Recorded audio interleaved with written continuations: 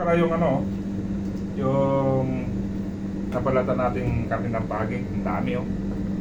So dinagyan natin ng sibuyas.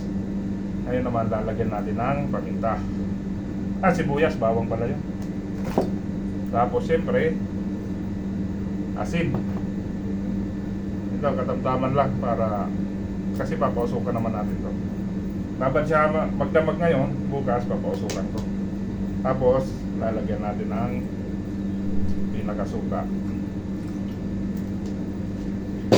Yan ang discard niyan mga kamaskara. Yan no.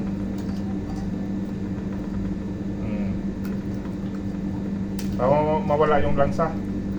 Kasi alam naman natin na itong isda na to ay may taglay na langsa talaga to, hindi katulad ng ibang isda. Kaya ganito ang diskarte dyan. Tapos bukas daling ko dun sa rooftop, tagunan natin. Sa Bicol pa inagunan, papausukan para ang gagawing tinapa ba, saka natin isasawag sa malunggay na ginataan, kinunot ang birada.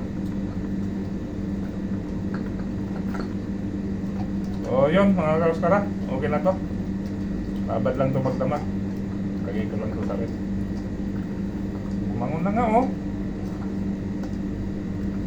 Hindi na mo isda. May kilawin na. Okay na yan pare.